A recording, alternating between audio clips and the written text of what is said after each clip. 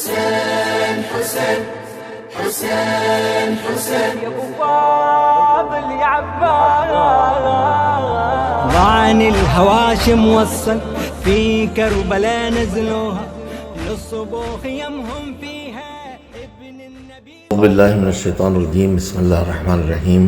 الحمدللہ رب العالمین والصلاة والسلام علی سید الانبیاء والمرسلین وآلہ الطیبین الطاہرین. اما بعد. بسم اللہ الرحمن الرحیم. رب اشرح لی صدری ویسر لی امری واحلل عقدۃ من لسانی یفقہوا قولی. قوم کے بزرگوں، جوانوں اور اپنی بیٹیوں اور بہنوں کے نام بہت دنوں سے جو بات اپنے پروردگار سے کہتا تھا اور چاہتا تھا وہ اب اپنی قوم سے کہنا چاہتا ہوں. انسان عمر کے ساتھ بدلتا ہے اور اس کے خیالات اس کی زندگی کو متاثر کرتے ہیں. موت کی قرب کا احساس، بیماریوں سے پھر موقع مل جانا، زندگی مل جانا، یہ سب انسان کو بہت کچھ تبدیل کر دیتا ہے.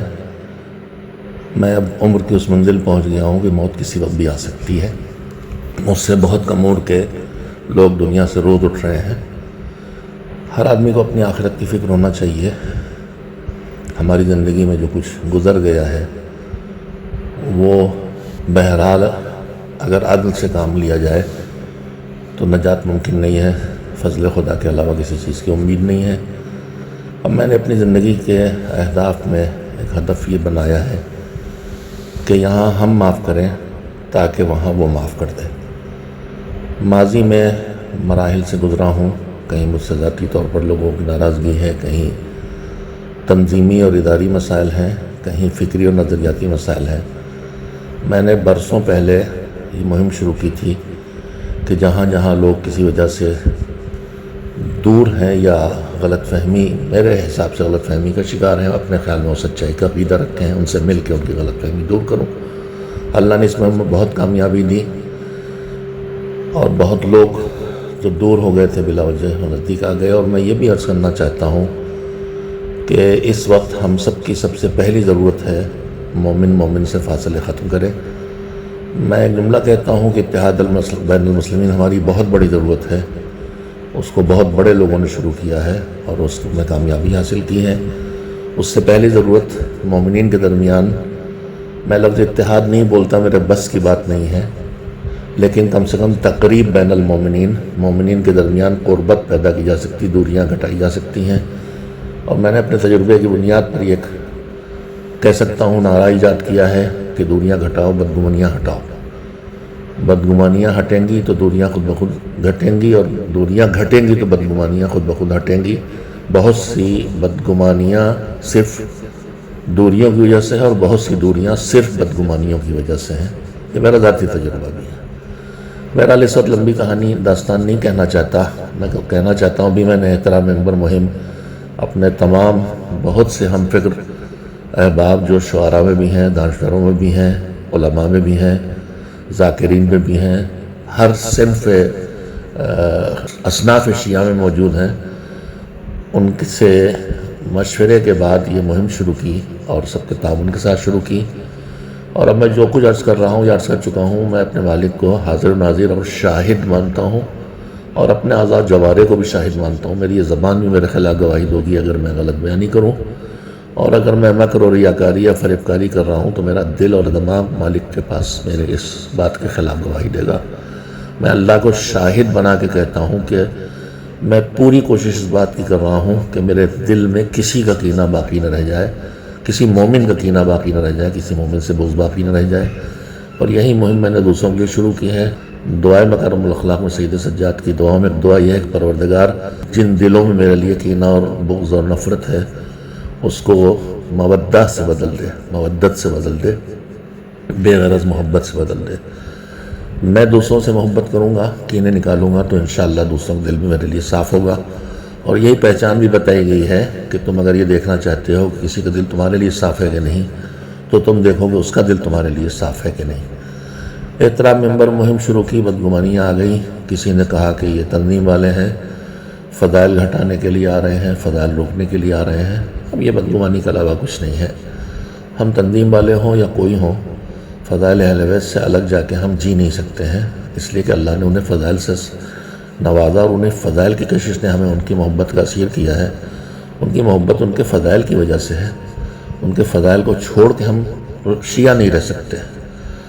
تو یہ تو بہرحال بدگمانی میں کہہ سکتا ہوں، اگر الزام و بہتان نہ کہوں، یہ بدگمانی ہے، نہ فضائل کو روکنے کوئی آیا ہے اور نہ ہی کسی پر پابندی لگانے آیا ہے، لیکن کچھ ذاکرین نے اس کی مخالفت کی، بہت کم ہے، وہ 2% سے زیادہ نہیں، الحمدللہ صرف 2% ہیں۔ انہی میں ایک جو عالم بھی ہیں، ذاکر بھی ہیں، خطیب بھی ہیں، اور اپنے زمانے میں جوانی میں بے نظیر تھے، محترم اغروی صاحب قبلہ۔ ابھی ان کی ایک کیسٹ میں نے کل دیکھی ہے، جو یقیناً اس احترام ممبر مہم کے بعد انہوں نے فرمایا کہ احترام میں محراب مہم بھی چلنا چاہیے اور وہ کانفرنس بلائیں گے۔ میں نے اس کے مجھے کسی نے بھیجا کہ لیجیے انہوں نے مخالفت شروع کر دی، میں نے کہا نہیں، مخالفت نہیں، ایک اور مہم ہے جو ہماری قوم کی ضرورت ہے، اس کا انہوں نے آغاز کیا، میں ان کے ساتھ جاؤں گا۔ اسی درمیان کئی جگہ سے آوازیں بھی اٹھی تھیں کہ احترام میں محاسبہ خمس یا خمس کے حساب کتاب جو مولوی وصول کے کھا جاتے ہیں، مولوی یعنی معمم، چاہے امام مبصر ہو گئے ہوں، صرف گئے ہوں زیارت کرنے، ایسی تعداد بہت بڑی ہے۔ میں نے کہا تھا، میں نے اپنے گروپ میں بھی لکھا کہ اس کو بھی شامل کریں، تو رائے یہ قائم ہوئی، اکثریت نے کہا کہ بس ایک مہم رکھیے، کئی چیزیں میں لائیے گا تو سنبھالنا اور مشکل ہو جائے گا، میری سمجھ میں بھی آیا۔ لیکن اگر کوئی اور محاسبہ خمس مہم شروع کرتا ہے تو سب سے پہلے میں اس کے لیے حاضر ہوں۔ اور ایک بات میں اور پہلے لکھنا چاہتا تھا، لیکن مجھے احباب نے روک دیا تھا، اور شاید اس استخارے نے بھی روک دیا تھا، اور اب میں بغیر استخارے کے کہہ رہا ہوں، عقل کہہ رہی کہ کہہ دو۔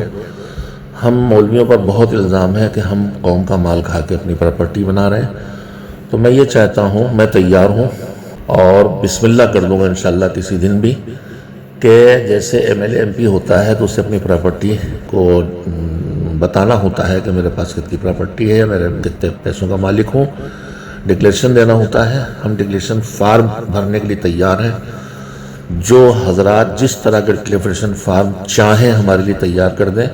میں بطور خادم تنظیم مکاتب، سیکریٹری تنظیم مکاتب بھی محاسبے کے لیے تیار ہوں، اور ایک ذاکر کی حیثیت سے بھی میرے پاس کیا ہے، میں کھلے عام رکھنے کے لیے تیار ہوں۔ میں انکم ٹیکس بھی فائل کرتا ہوں، اور وہ جو کھیل ہوتے ہیں انکم ٹیکس سے وہ نہیں کرتا ہوں، میرے پاس جو حقیقت میں وہ پیش کر دیتا ہوں۔ لہذا میں تیار ہوں محاسبہ خمس کے لیے بھی، کوئی اس مہم کو لے کے چلے تو اس میں بھی حاضر ہوں۔ مولانا اغروی صاحب نے فرمایا کہ محراب احترام محراب یا اصلاح محراب، اس کی مہم چلائی جائے، بہت ضرورت ہے۔ اب ہر آدمی اسی طرح محراب میں بھی کھڑا ہو رہا ہے جیسے ممبر میں بیٹھ رہا تھا، اور تباہی بڑھ رہی ہے۔ البتہ انہوں نے موازنہ فرمایا ہے، جو ایک علمی بات ہے، اور میں علمی بات کا علمی جواب اپنی عقل سے دے رہا ہوں۔ انہوں نے فرمایا کہ نماز واجب ہے اور عزاداری تو مستحب ہے۔ بہرحال عزاداری کے لیے بہت عظیم فقرہ کسی عظیم عالم کا ہے کہ عزاداری وہ مستحب ہے جس سے نہ جانے کتنے واجبات کی حفاظت ہے۔ تو یہ تو مستحب ضرور ہے فقہی طور پر، لیکن اوجب واجبات میں ہے، یہ چھوڑ دیں گے تو سب واجبات چلے جائیں گے۔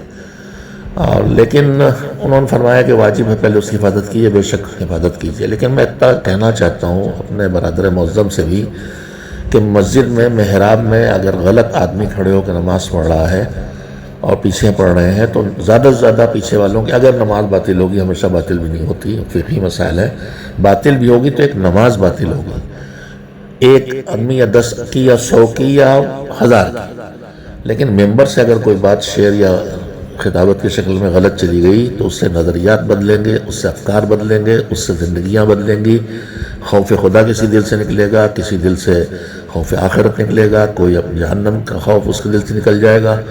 اور معصومین نے فرمایا ہے کہ الفقی کل الفقی، مکمل فقی دین کا شعور رکھنے والا وہی ہے کہ جو نہ لوگوں کو رحمت خدا سے مایوس کرے اور نہ ہی لوگوں کو خوف جہنم سے مطمئن کر دے۔ رجا اور خوف کے بیچ میں جینا مومن کی ذمہ داری اور مومن کی پہچان ہے۔ اگر نماز بگڑ بھی گئی تو ساری زندگی آدمی جماعت سے نہیں پڑھتا ہے کہ وہ قبول نہ ہوگی تو کچھ قبول نہ ہوگا، بے شک صحیح ہے بھی، لیکن نماز ہے، خالی میرے عقیدے نہیں بگاڑے گی، عمل ہے۔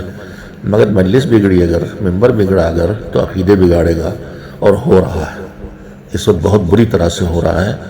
اپنے نوجوانوں میں جا کے ہم سب دیکھ لیں، انصاف سے بات کریں۔ بہرحال میں پھر عرض کرنا چاہتا ہوں اور یہیں پر ایک وضاحت اور کرنا چاہتا ہوں، میں بانی تنظیم میرے سگے ماموں تھے، میرے مربی تھے، مجھے پالا تھا، مجھے ان سے وہی محبت تھی جو ایک بچے کو اپنے باپ سے ہوتی ہے۔ ان کے خلاف جو کچھ ہوا وہ سب میرے ہوش مندی میں ہوا ہے، میں اپنی آنکھوں سے دیکھا ہے۔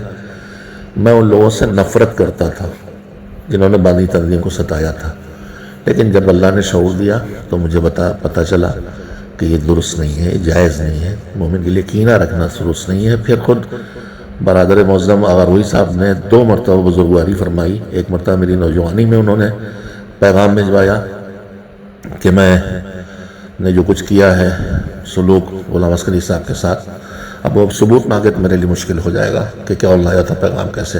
بہرحال میں اللہ کو ناظر حاضر جان کے کہہ رہا ہوں کہ میں سچ کر رہا ہوں، جو میں یاد ہے مجھے وہ میں سچ کر رہا ہوں، جھوٹ نہیں کر رہا ہوں، نہیں کر رہا ہوں، کہ میں معافی مانگنا چاہتا ہوں۔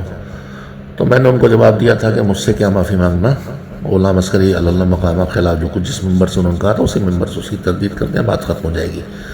اور میری یادداشت میں یہ بھی ہے کہ علامہ جوادی تک بھی ان کا یہی پیغام پہنچا تھا، تو علامہ نے کہلایا تھا کہ مجھ سے کیا معافی مانگنا، جس کے ساتھ بدسلوکی کی اس کے قبر میں جا کے اس سے معافی مانگ لیں۔ یہ زمانہ پہلے کی بات ہے جب میں جوان تھا، کم عقل تھی میری، کم تجربہ کار تھا۔ پھر ابھی چند برس پہلے مولانا تلمیذ حسنین صاحب تشریف لائے تھے، عالم دین ہیں، بزرگ ہیں، سب ان کا احترام کرتے ہیں، انتقال ہو گیا ان کا۔ ان سے وہ ملتے تھے علماء لکھنؤ سے سب جگہ، میں کہیں رکاوٹ نہیں بنتا تھا، جب کہ میرے پاس بیٹھتے تھے بھجواتا تھا، ملواتا تھا۔ ان سے ملنے کے لیے جناب آغا روئی صاحب تنظیم مکاتب تشریف لائے، اس سے پہلے بھی 1-2 بار آئے ہیں، اور پھر انہوں نے تلمیذ صاحب کے ذریعے کہلایا کہ میں نے جو کچھ کیا اسی تلافی کرنا چاہتا ہوں۔ اس کے بعد انہوں نے اس میں اوپر یہ وکیل کے بنائے ہوئے جھوٹے مقدمے چل رہے تھے، تلمیذ صاحب نے کہا چلو ان کے ہاں دعوت بلایا، میں گیا اور میں نے وہاں کھانا کھایا، بات چیت کی۔ اسی دن میں نے دل صاف کر لیا جب انہوں نے گفتگو کی مجھ سے۔ اس سے پہلے میں ان کے ساتھ ایک جگہ نکاح پڑھنے کا موقع آیا تھا، تو چلا آیا تھا کہ میں ان کے ساتھ نکاح بھی نہیں پڑھوں گا۔ معافی تلافی کے الفاظ تو چاہے نہ استعمال ہوئے ہوں، لیکن دل صاف ہو گئے تھے ہمارے۔ مجھے یہی لگا تھا کہ آغا روئی صاحب کا دل بھی میرے لیے اب صاف ہو گیا۔ انہوں نے میری مدد بھی کرنا چاہیے اس وقت جو میرے خلاف مقدمات تھے، کسی بڑے افسر سے ملایا تھا، یہ اور بات ہے کہ وہ کام نہیں ہوا اور میرے اوپر کیس چلتے رہے اور مجھے کورٹ جا کے حاضری دینا پڑی۔ اب پھر اس کے بعد مولانا آغا روئی صاحب پھر ممبروں سے کبھی کبھی اس طرح کی بات کر دیتے ہیں۔ میں اس کے باوجود ان کے لیے میرا دل صاف ہے، اس لیے کہ میں جانتا ہوں یہ ان کی عادت ہے، اور شاید ممبر سے کچھ اور کہتے ہیں اور ذاتی نشستوں میں ملاقاتوں میں حقیقت کچھ اور ہوتی ہے۔ اب پتہ نہیں، میرا ممبر سے بھی وہی کہا کرے، ہم سب جو ہمارے دلوں میں ہو، جو ہماری زندگی میں ہو، جو ہماری سوچ میں ہو تو بڑا اچھا ہو۔ 2 زندگیاں ہماری نہ ہو، ایک ممبر والی ایک باہر والی۔ خیر یہ ایک بحث کا موضوع ہے، میں یہیں پہ عرض کر دینا چاہتا ہوں، میں نے یہ کوشش عرصے سے کر رکھی ہے۔ جو تنظیم مکاتب کے احباب مجھ سے دور ہوئے تو انہیں بھی قریب لانے کی اور ان سے ملنے کی، اور اکثریت کی بدگمانی دور ہو گئی چند لوگوں کو چھوڑ کے، اللہ ان کی بدگمانی بھی دور کرے گا۔ اور اس کے ساتھ ساتھ میں نے اور بھی کوشش کی، میں اب صاف و صریح بتاتا ہوں، میں نے طے کیا کہ لکھنؤ کے جو خطبہ جن سے جو نظریاتی لحاظ سے ہم لوگوں سے اتفاق نہیں رکھتے، مثلا ان کے خیال میں ہم عقیدے و کمزور لوگ ہیں، یا ہم عزاداری مخالف ہیں یا فضائل مخالف ہیں، جو کہ صحیح نہیں ہے، قطعاً صحیح نہیں ہے۔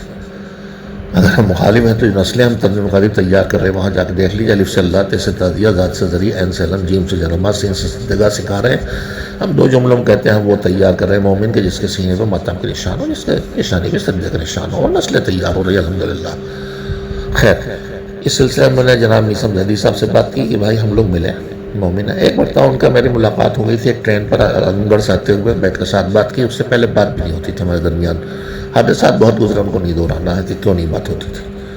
بانی تنظیم جب اپنے عروج پہ تھی تحریک دیداری، اس وقت ان کے بھائی مولانا متقی صاحب نے منبر پہ بیٹھ کے جو کچھ بھی بانی تنظیم کے سامنے کہا تھا، اس کا بانی تنظیم نے مجلس نہیں پڑھی، پڑھنے ہو گئے تھے۔ خیر اپنی جگہ باتیں ہیں، انہیں چھیڑنا بھی اچھی بات نہیں ہے، اور شاید میرا یہ کہنا بھی مناسب نہیں تھا، لیکن اب تو میری زبان سے نکل چکی ہے بات۔ بہرحال میں نے مولانا نیسم زیدی صاحب سے بات کی، ہم لوگ بیٹھ کے چائے پئیں، بات کریں۔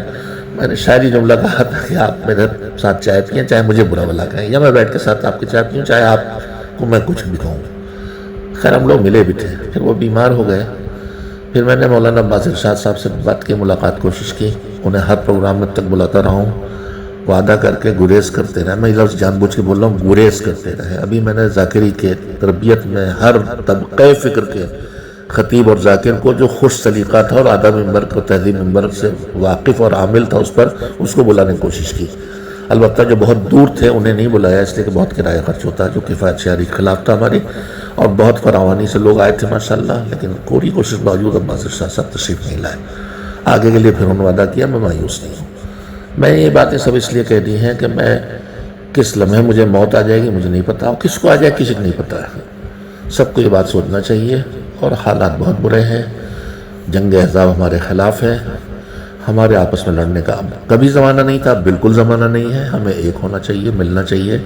مختلف پارٹیاں ظلم کے خلاف جب کھڑی ہوتی ہیں، ابھی اس وقت بھی ہمارے ملک میں ہو رہا ہے، تو بہت نظریاتی اختلافات کے باوجود منیمم کامن ایجنڈا بنا لیتی ہیں۔ کیا ہم لوگ علی والے، حسین والے، کربلا والے، ہم لوگ کیا منیمم کامن ایجنڈے پہ مل کے کام نہیں کر سکتے ہیں؟ کر سکتے ہیں، تھوڑا تھوڑا سے دلوں کو نرم کریں، ایک دوسرے کے ساتھ کھڑے ہوں۔ منیمم کامن ایجنڈا ہمارا یہی ہے کہ ہم جو عزاداری کی امانت، دین اور مذہب کی امانت ہمیں ملی ہے، بزرگوں نے قربانیاں دے کے پہنچائی ہے، اسے صحیح سالم اگلی نسلوں تک منتقل کریں، اور اتنی تیز رفتاری سے سدھار لائیں کہ اگلی نسلوں سے پہلے ہم خود حضرت ولیعصر رضی اللہ فرجہ الشریف کا ظہور کا نظارہ دیکھ سکیں، ان کی خدمت میں حاضری دے سکیں، ان کے ناصروں میں شامل ہو سکیں۔ میں دعا پہ خاتمہ کرتا ہوں۔ اللہم انا نرغب الیک دولۃ کریمۃ فی تعز بالاسلام وعلا وتذل بها النفاق وعلا وتجعلنا فيها من الدعاة الى طاعتك والقادة الى سبيلك وترزقنا بها کرامۃ الدنیا والآخرہ بحق الزہرا وابیہا وبعلہا وبنیہا۔ السلام علیکم ورحمۃ اللہ وبرکاتہ۔ ناچیز خادم ملت اور گنہگار و محتاج دعا صفی حیدر۔